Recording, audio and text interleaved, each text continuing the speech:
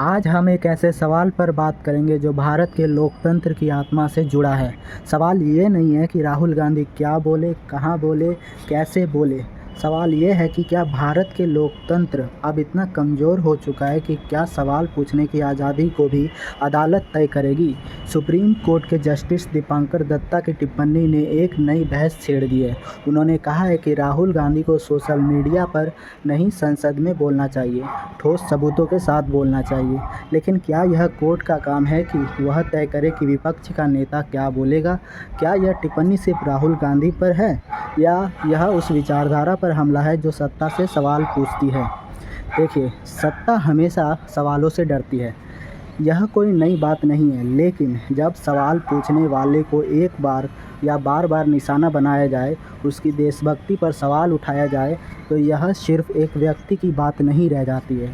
यह उस विचारधारा की बात है जो सत्ता को चुनौती देती है। राहुल गांधी को पप्पू कहकर सालों तक बदनाम किया गया, उनकी हर बात का मजाक उड़ाया गया।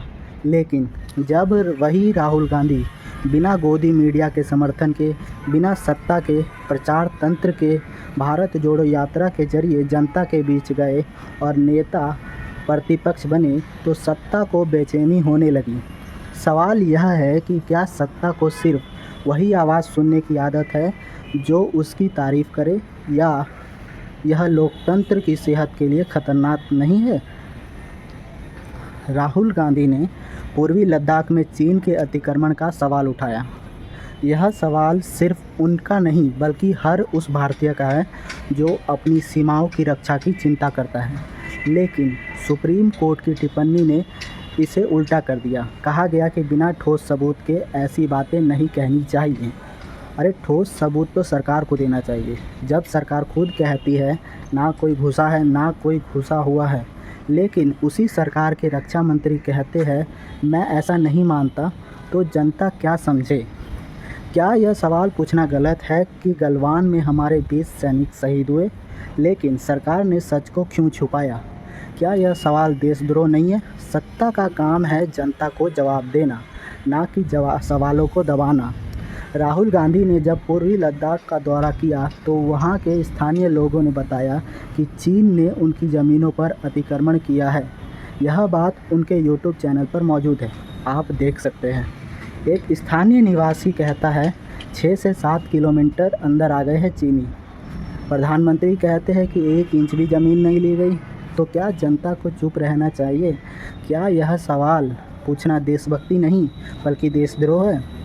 सवाल उठता है कि सत्ता का सच क्या है।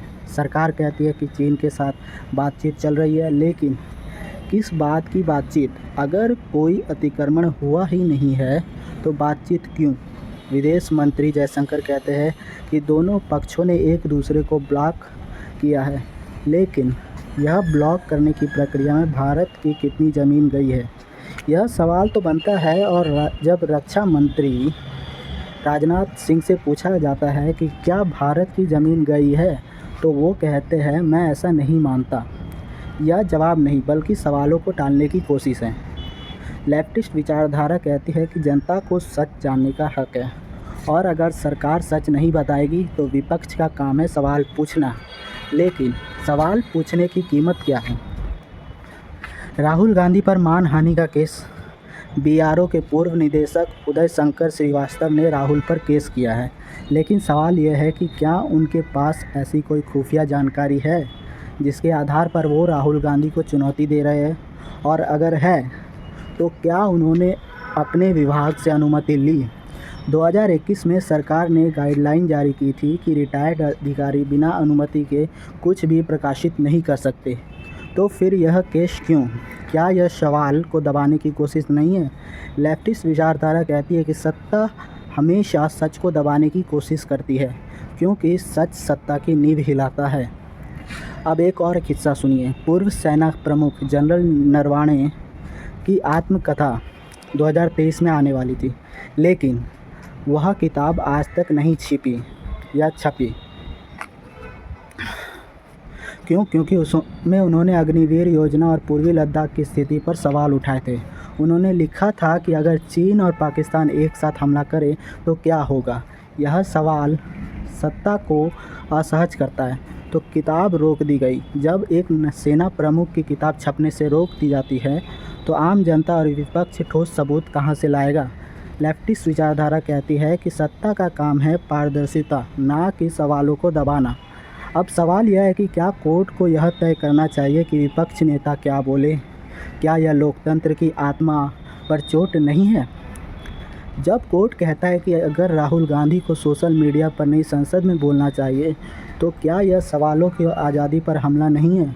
और जब बीजेपी इस टिप्पणी का इस्तेमाल करके राहुल की देशभक्ति पर सवाल उठाती है तो यह सिर्फ एक व्यक्ति पर हमला नहीं बल्कि उस विचारधारा पर हमला है जो सत्ता से सवाल पूछती है। लेफ्टिस्ट विचारधारा कहती है कि सवाल पूछना देशभक्ति है क्योंकि यह जनता के हक की रक्षा करता है। चीन के मुद्दे पर सिर्फ राहुल गांधी ही नहीं बल्कि विशेषज्ञ जैसे ब्रह्मा चेलानी भी सवाल उठाते हैं कि 31 जुलाई 2025 को उन्होंने ट्वीट किया कि संसद में इस पर बहस होनी चाहिए कि चीन ने लद्दाख में कितना अतिक्रमण किया, लेकिन सरकार इस पर चुप है। क्या यह चुप्पी देश हित में है? लेफ्टिस्ट विचारधारा कहती है कि सत्ता की चुप्पी हमेशा संदेह पैदा करती है और जब सत्ता जवाब नहीं देती तो विपक्ष और जनता का काम है सवाल पूछना। लेकिन अगर कोर्ट भी कहने लगे कि सवाल पूछने से पहले सबूत लाओ तो लोकतंत्र का क्या होगा? अब एक और उदाहरण से समझिए। बॉम्बे हाई कोर्ट में जस्टिस गौतम अनखंड ने सीपीएम को कहा कि गाजा और फिलिस्तीन के मुद्दे छोड़कर देश के मुद्दों पर प्रदर्शन करो। क्या कोर्ट यह तय कर सकता है कि कौन से मुद्दे उठाने चाहिए? गाजा में नरसंहार हो रहा है, दुनिया भर में लोग इसके खिलाफ प्रदर्शन कर रहे हैं। क्या भारत में यह सवाल उठाना गलत है? अन्याय कहीं भी हो उसका विरोध करना हर नागरिक का कर्तव्य होता है। 1936 में जब भारत खुद आज़ादी की लड़ाई लड़ रहा था तब भी कांग्रेस ने फ़िलिस्तीन के लोगों का समर्थन किया था, तो आज क्यों नहीं? ये सारी बहस एक बड़े सवाल की ओर ले जाती है। क्या भारत का लोकतंत्र अब इतना कमज़ोर हो चुका है कि सवाल पूछने वालों को बार बार निशाना बनाया जाएगा? क्या सत्ता, कोर्ट और गोदी मीडिया मिलकर यह तय करेगी कि जनता को क्या जानना चाहिए? सत्ता का काम है जनता को जवाब देना, ना कि सवालों को कुचलना। राहुल गांधी के सवालों ने सरकार को असहज किया। उनकी भारत जोड़ो यात्रा ने दिखाया कि जनता का विश्वास सत्ता के प्रचार तंत्र से नहीं बल्कि सच की तलाश से जीता जाता है। अब अंत में एक सवाल और है। 11 साल से प्रधानमंत्री मोदी ने एक भी प्रेस कॉन्फ्रेंस नहीं की, क्यों? अगर सवाल पूछना देशद्रोह है तो जवाब ना देना क्या है? क्या यह जनता के साथ धोखा नहीं है? सत्ता की जवाबदेही होना चाहिए और अगर सत्ता जवाब नहीं देती तो जनता को सवाल पूछने का हक है। राहुल गांधी के सवालों ने यह दिखाया कि सच्चाई की तलाश में डरने की ज़रूरत नहीं है।